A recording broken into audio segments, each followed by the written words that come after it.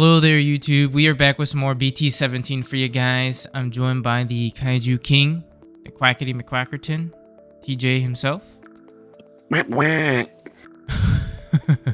That's me. That's the duck noises of me licking my Diaboro wounds. All of my training, all of my months of time spent only for me to just be an idiot.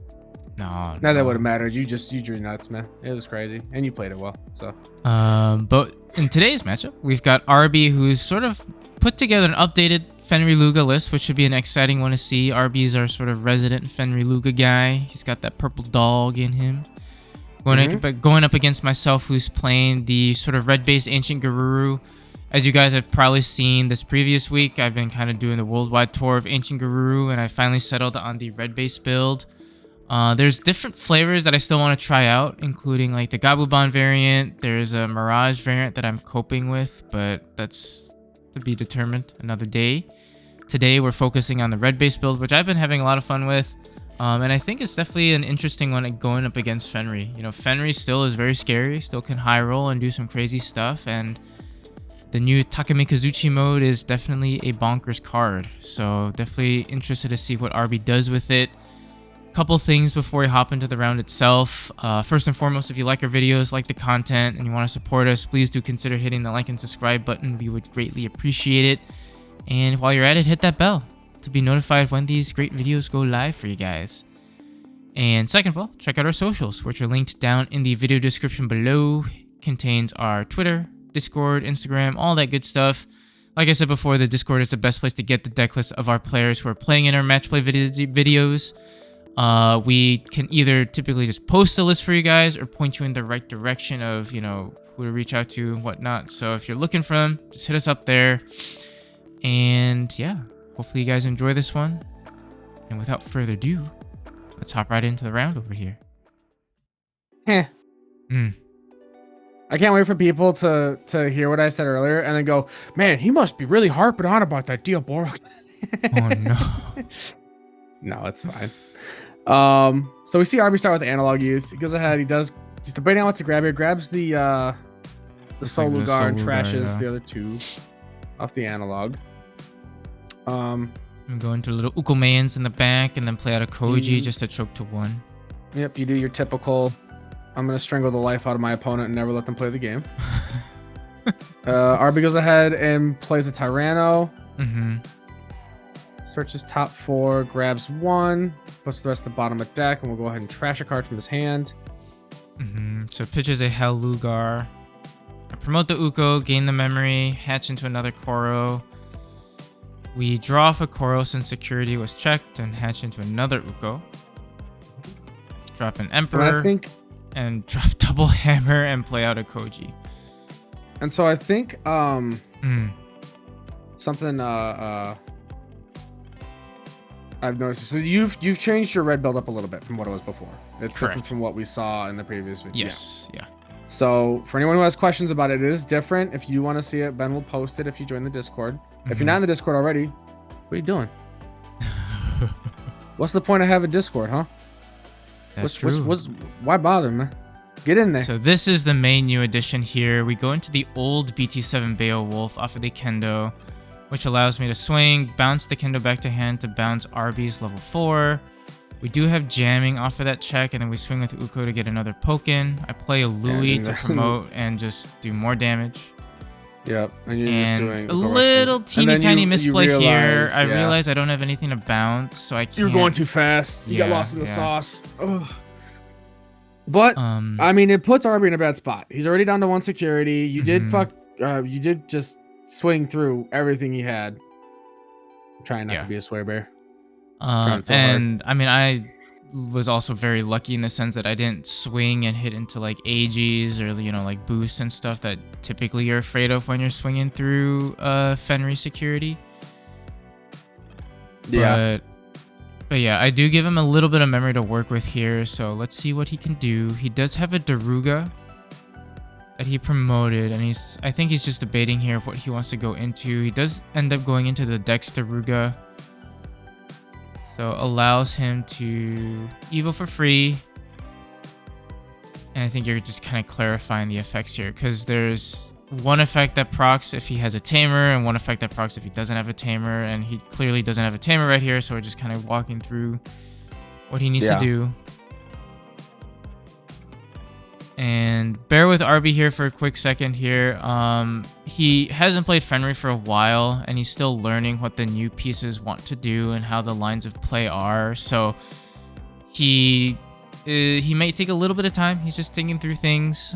Some lines of play may not be the most optimal, but we're all learning here. Early days, we're just play testing.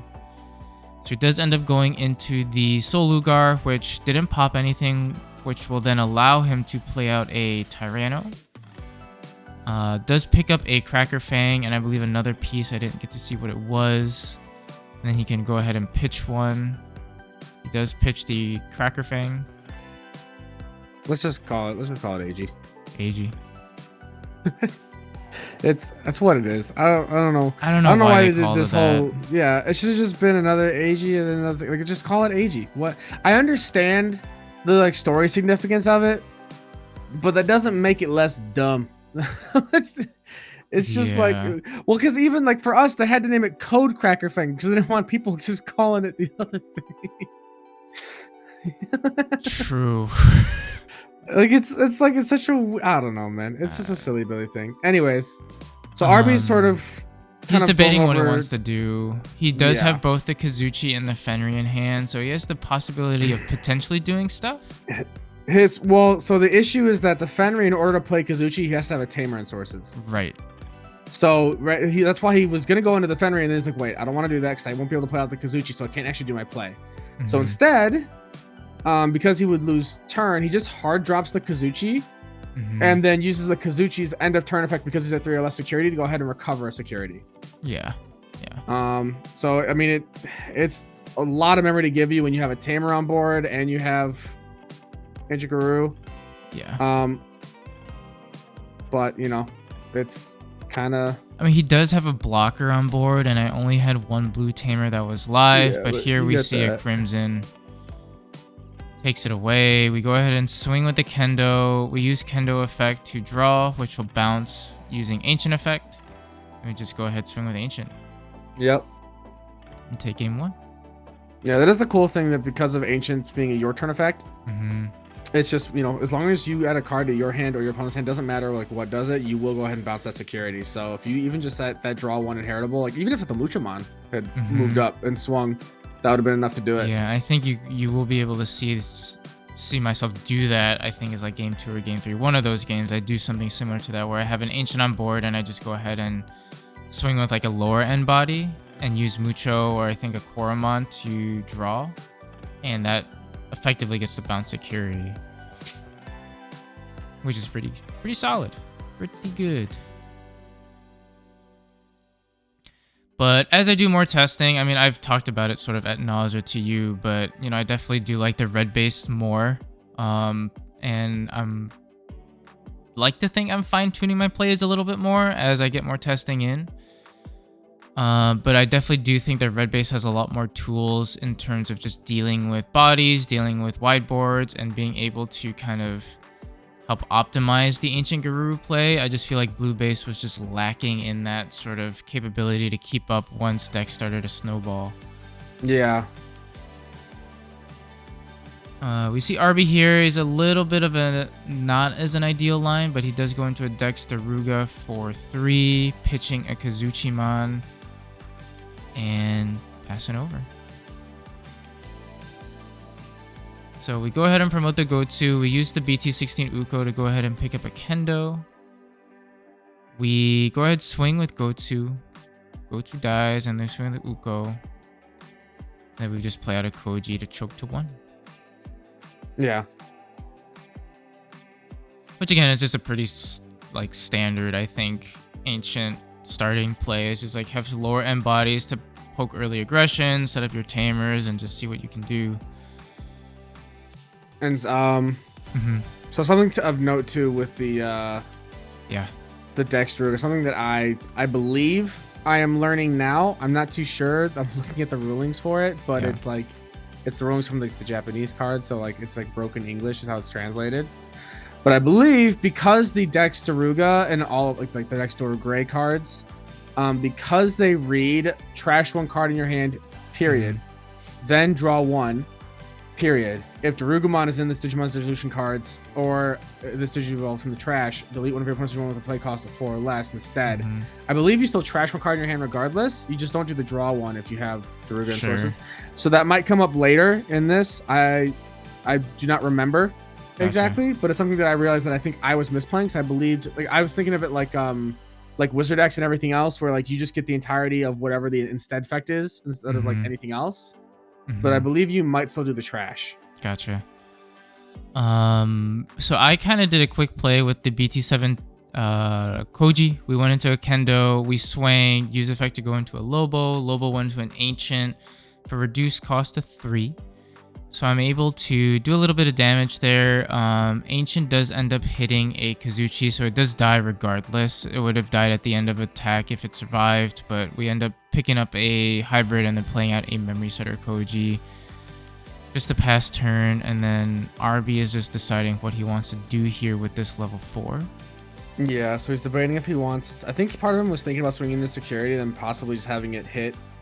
The one thing that I think Arby was struggling with a little bit was he was trying to get his mind in gear to not swing with the 4 to go up the line, but instead to like evo up the line regularly and then go for the plays. Because with old Fenry, when you'd wideboard, you'd go ahead and you'd start swinging at your 3 or your 4 or even your 3 sometimes to go ahead and start resolving all of your one digivolving and warp effects and then going crazy with your board stuff. But new Fenry, it doesn't really care because your goal is to DNA at the whole end of the combo. So your new body's going to be, you know, unsuspended, doing its own thing. As it hits the board, not really doing any checks or whatnot. You just need to get up the line, so it's important just to have as much draw and trash as possible while you're doing it. And it's going to be safe too, because the thing is, if you swing and do the whole Takemekazuchi play, I believe like after all the one attacking effects go off and you DNA into Takemekazuchi, if there's any means for your opponent to ace you, because an attack was still happening, I think. Well, I guess the attack ends. I don't know if you are still able to ace there. I don't know if ace timing still goes off. Because the attack is technically interrupted by you evoing if you were to DNA as part of the evo. There's a new Digimon on board.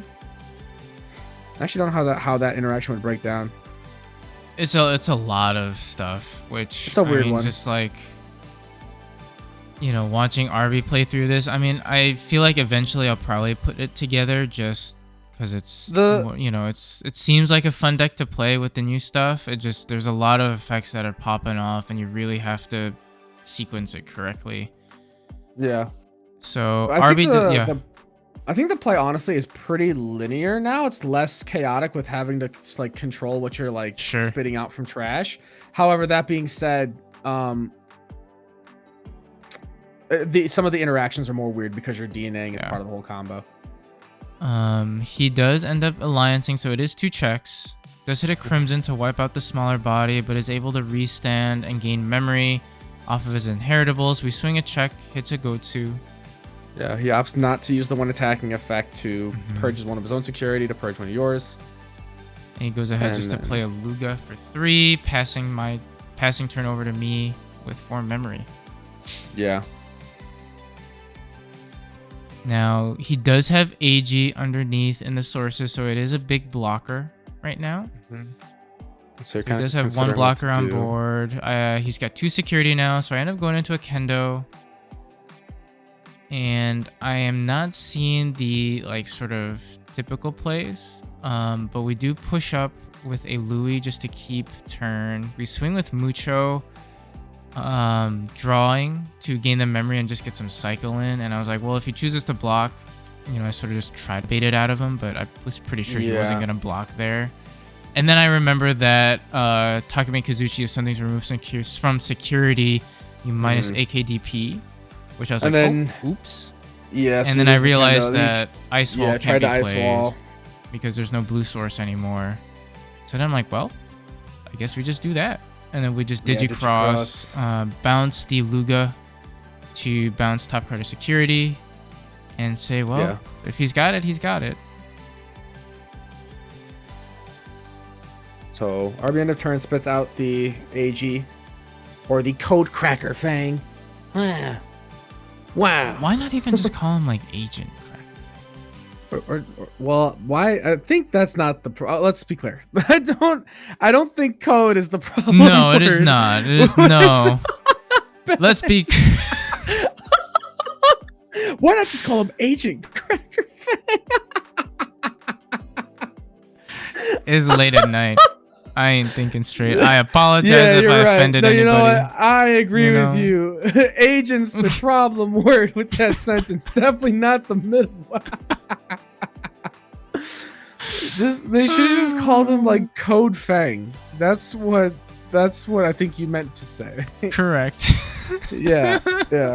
Or Agent or just Fang. AG. I don't know. Just call him or AG. AG. Just Spare call him me AG. my misery. Call him AG. Oh, what a time. It's like we're recording this so much later than we normally are. Like we usually record it into this hour, but we don't start at this hour. And so I think it's different vibes. The unhinged a little bit more unhinged. is coming out. A little tired.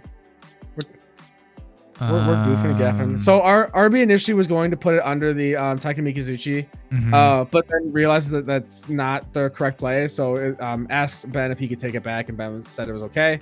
So before anyone goes, all right, why is he just taking it out and putting it there?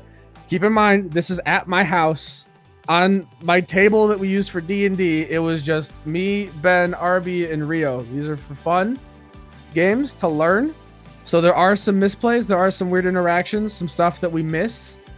But that's all part of learning, all right? We're playing these cards, you know, before the set has even dropped. We've done some research, but you know, it's you know, doing all the research in the world is different from playing the deck and being in the moment. And these matches are also not scripted, so you know, we're kind of just learning on the go. We aren't trying to, you know, I know some channels are like, this is the optimal play, blah blah blah. Like, we're just trying to have fun with it, learn, and this the whole point of this channel so that we grow with you guys, you know. We're learning the decks, we're learning the game, and this is all just natural funsies for us. So we're doing our best. Here I'm clarifying to you that you also had a hybrid back, so you go ahead and get that as well. I guess it's technically a Yume, so I probably shouldn't have said anything, but whatever. I think it's we play out a BT-7 Koji off of the Ancients on deletion. We go into a Lobo just to kind of keep drawing, and we go into the Ancient for 3, and we try to bounce the Fenry. Yeah. And I think I forget here that Ancient should die. I think Ancient should just leave here, but I think I forget that. Because if I Digivolve for 3, then... I mean, if it makes you feel better, we all forget that, so it doesn't matter. You just swing. It doesn't really matter, so... It is whatever. So Arby go has a pretty good comeback. I mean, I had some really good early aggression. I was kind of threatening lethal potentially, you know, given certain lines of play, but he was able to kind of squeak it back, go into Takemekazuchi, which is a crazy card, do a lot of stuff, and he ends up taking it. So we go to a game 3. Yeah, I think you just kind of encountered the issue, which it seems to be a common issue with Ancient Garuru. I don't know if maybe there's like a way to play the deck that paces it out better or something. Because I know that was something I learned with Nume, was how to pace it better. Yeah. Where it just seems like, you know, you start off really strong, you start off with all this gas, but then eventually it just feels like it kind of slows down a little bit. Yeah. No, I mean, that's definitely the biggest weakness that I have seen. And just experience while testing the deck is that you get, like you said, really good early aggression. You feel like you're like just rolling and things are just steamrolling. And then all of a sudden you're just like, well, I'm either missing a hybrid piece, I'm missing tamers, and you're sort of caught in a bad way. So I don't know if it's just something that I need to just fine tune my plays in, but I think it's still really good. I'm nothing against it. It's just I noticed that sometimes you do tend to run out of gas. Yeah. So Arby decides to push up the Luga, swings and hits a Hammer Spark. So turn passes. We go into Uko, and then I play out another Uko just to choke to 1. Yeah. And I think here Arby was like, wait, really? And I was like, sorry. I mean, I think it's smart. I mean, like, Yeah, you're gonna utilize your Emperor as best you can. Well, that and I think too, like, I think he was more so surprised that because he has that Loogamon on board that he knows can pop the Uko. So yeah. He swings, does the effect to trash a card as he goes up into Tyranno as part of the swing. We do catch a little thing here in just a second. Where Arby realizes end of attack, he would have gained 1 memory because he would have technically been the hero would have been live after the end of the swing. So then he just goes ahead and evos into a Soul Lugar. Pitches 2. It pitches Takemekazuchi and a Kazuchi. And is able to spit out a Luga. Yeah. It's very good. Yeah, I mean, just playing against a lot of Fenry, like when Shane was still playing Digimon, like Fenry, I've had a lot of experience playing against it. So I just feel like that my best results came when I could effectively choke and just make their plays a lot less efficient. So I try to do as best I can. That's what I try and do. I would put Sunny. Sunny could probably not be able to count the amount of times that I put him to 1, and he just goes up his line and just OTKs. Yeah, Sunny's insane. Here I'm just debating. I do try to math things out a little bit, but I figured this was the best play that I had. So I go Beowulf into the Soul Lugar because they do meet DP at 7. Kendo's effect will draw, gaining me a memory, and I can bounce the Kendo to bounce his Luga. Yep. So then I get rid of 2 bodies here, and then I do a double Emperor just to kind of put him to 2. If he promotes the Luga, he passes turn. So yeah, he has to play very the easily AG. Control. We swing with the Mucho, draw 2. And we're able to do a little bit of a nasty play here. I believe this is when I can do it. But yeah, I play out the option. To those of you who aren't aware, you only need a Tamer or a Digimon with Hybrid in play. Since we've got Emperor, I can go ahead and use that. I can go ahead, bounce the Uko, and then bounce top card of security.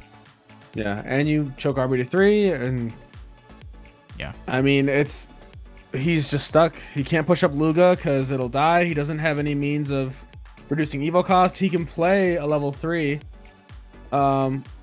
So he drops the Daruga. Well, he's gonna take it back here, I think. He looks at it, he's like, wait a second, no. He's like, wait, maybe this isn't the right play. He goes to trash, and then he's like, wait, maybe I don't want to do this. So he takes it back. What he does is he does play out the rookie, like you say. Yeah. And then goes ahead and tucks, and then does that. Yep. Yeah, so it's gonna force your Ancient Garuru to swing. Start of main phase. Goes into the Daruga, but that's about it. He does not have the Inheritable of Baumon, so he'll just block there to stop the attack, and then we'll go into a Dex Daruga to keep himself from being deleted, which is pretty good. This is a good play. And again, this is just sort of a thing where I believe I didn't know this at the time, but I do think you actually do trash a card regardless, and then you just, instead of drawing 1, you pop a play cost of 4 or less. And I use a deity option card once again just to play out another ancient, and that's when Arby is like, yeah, you got it. He decides to scoop. And we end up sneaking it out in game 3. So yeah, I mean, I think this is a pretty, good showing of both decks. You know, obviously we still got a lot of learning to do with Fenry, but I still think it's same old Fenry, right? Very explosive, can do a lot of crazy plays, has that sort of one big play that it's looking for to kind of do a lot of damage. And Red Based Garuru is strong. You know, it's a really good deck, does a lot of damage fast, and Ancient's a cracked card. Oh yeah, absolutely. So hopefully you guys enjoyed it. Let us know what you think in the comment section down below. As we said before, feel free to check out the socials and drop a like and subscribe if you haven't done so already. And hopefully we catch you on that next video. Bye bye.